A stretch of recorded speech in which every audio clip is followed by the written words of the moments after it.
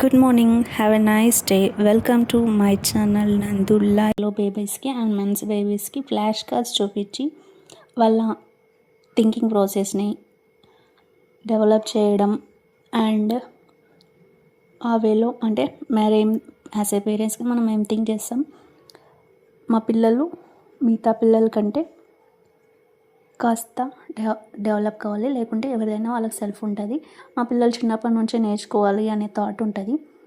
ఇలా flash cards చూపించి వాళ్ళ లెర్నింగ్ని మీరు డెవలప్ చేస్తున్నారని అనుకుంటున్నారు. అది ఎంతవరకు correct? I'm going to discuss on this topic. ఒకటి రియలైజ్ కండి, యాజ్ ఎ పేరెంట్స్గా మనం ఏదైనా పట్టుకున్న దానికి ఒకటి చూసి నేర్చుకున్న దానికి అంటే మనం డైరెక్ట్ వెళ్ళి చూసి దాని ఎక్స్పీరియన్స్ ఓరు టీవీలో చూసిన ఎక్స్పీరియన్స్కి డిఫరెన్స్ ఏముంటుంది అంటే, మనం డైరెక్ట్ ఏదైనా విజువలైజ్ చేసినప్పుడు అది మన మైండ్లో ఎప్పటికీ పర్మనెంట్ ఉండిపోతుంది. అదే మనం టీవీలో చూసినామనుకో, జస్ట్ ఇట్లా ఇలా అని ఒక బేసిక్ ఐడియా అనేది ఉంటుంది. సో నేను ఏమంటానంటే, ఫ్లాష్ కార్డ్స్ మీరు మెయిన్గా మీ పిల్లలకి అది బై హార్ట్ చేపిస్తున్నారు రిపీటెడ్గా. ఇది యాపిల్, ఇది బనానా, ఇది కాలీఫ్లవర్, ఇది డాగ్, క్యాట్ అండ్ సంథింగ్ అని పిక్చర్స్ చూపిస్తూ మనం డ్రిల్ చేపిస్తున్నాం, అంటే బై హార్ట్ చేపిస్తున్నాం. రిపీటెడ్గా అదే పిక్చర్ చూపించి ఇది ఇది ఇది ఇది అని రిపీటెడ్గా మనం బై హార్ట్ చేపిస్తున్నాం. Is it correct? ఎంతవరకు కరెక్ట్ అని మీరు అనుకుంటారు? సో మీరు అలవాటు చేస్తున్నారు రొటీన్కి, అంటే రోడ్ లెర్నింగ్ అంటారు దీన్ని. అండ్ ఇట్లా స్పూన్ అంటే మనం తినిపించేదానికి, వాళ్ళ చేతిలో తినడానికి ఒక ఏజ్ వరకు మనం తినిపిస్తే బాగుంటుంది. అదే రిపీటెడ్గా తినిపిస్తే వాళ్ళంతకు వాళ్ళైతే నేర్చుకోలేరు కదా. సో ఏదైనా సరే, ఈవెన్ కిడ్స్ కానీ, months babies, 1 year below babies, వాళ్ళ లెవెల్స్ ఏంటి? First they have to experience. అంటే మన ఎక్స్ప్రెషన్స్, మన గెస్చర్స్, మన మూమెంట్స్, మనం టాకింగ్, వాకింగ్, ఇవన్నీ అబ్జర్వ్ చేసే స్కిల్స్ ఎక్కువ ఉంటాయి. Activities by activity learning is much better than symbols. Showing symbols and making them learning is, I suggest, is not good. అది ఎలా అవుతుందంటే, ఇది చూపిస్తున్నా, ఇది యాపిల్ అని గుర్తుపెట్టుకో, నెక్స్ట్ కార్డ్స్ స్కిప్ చేసేస్తావు, నెక్స్ట్ దీంట్లో ఐడెంటిఫై యాపిల్ ఏదంటే వాళ్ళకు విజువలైజ్ అవుతుంది. కానీ వాళ్ళు డైరెక్ట్ మీరు ఆ ఫ్లాష్ కార్డ్స్ చూపించిన తర్వాత నెక్స్ట్ ఒరిజినల్ యాపిల్స్ అయితే తెచ్చి చూపించండి. Do they identify?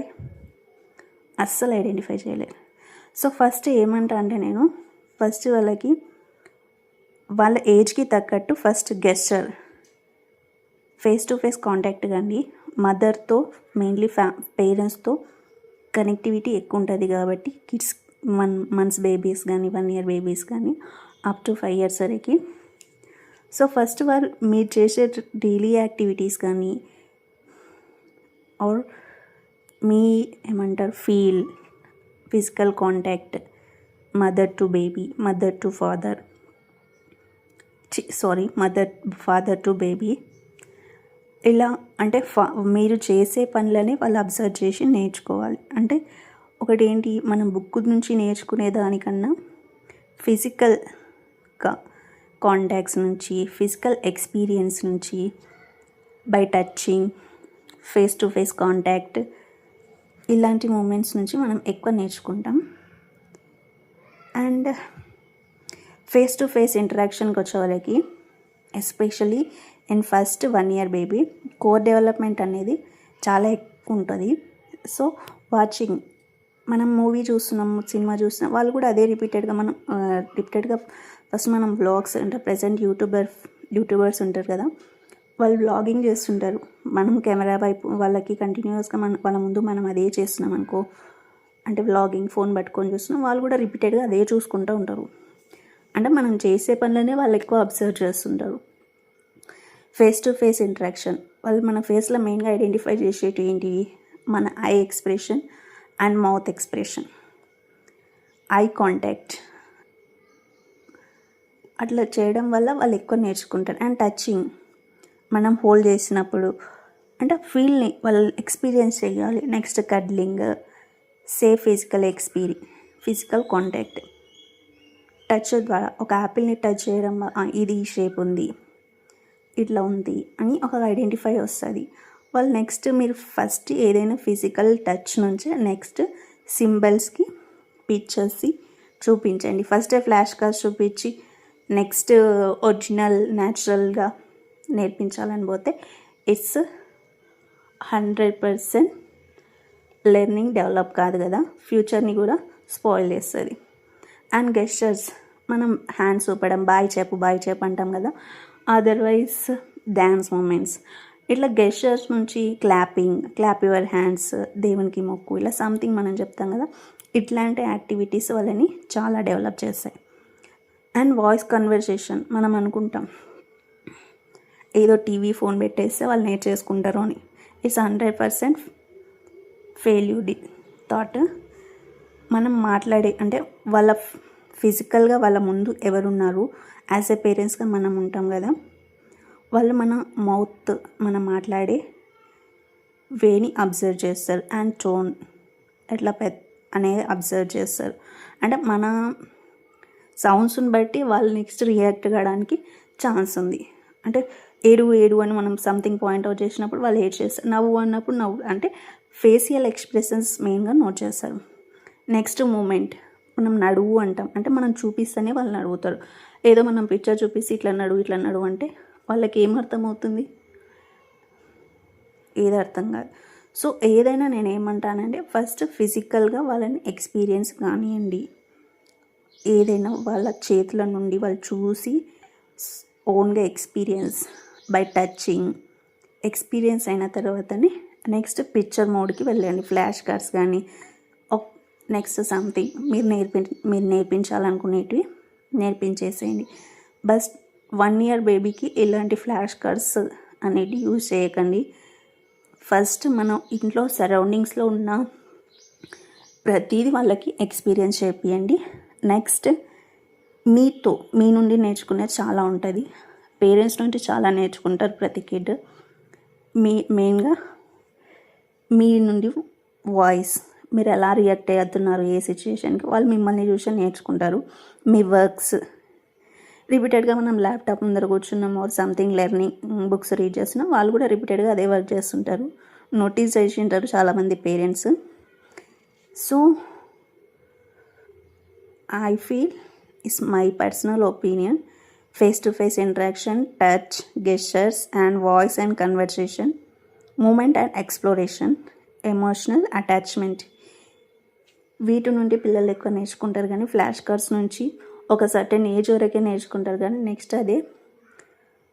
అదే అకాడమిక్ స్టాండర్డ్స్లో ఇప్పుడు ఉన్నట్లు ఫ్లాష్ కార్డ్స్ చెప్తున్నారు, నోటీస్ చేస్తున్నారు, చూపించినప్పుడు ఇది అని. బికాస్ మీరు బై హార్ట్ చేయించింది కాబట్టి వాళ్ళు ఐడెంటిఫై చేపిస్తున్నారు, కానీ వాళ్ళ ఓన్గా ప్రిపేర్ అయింది అయితే ఏది లేదు.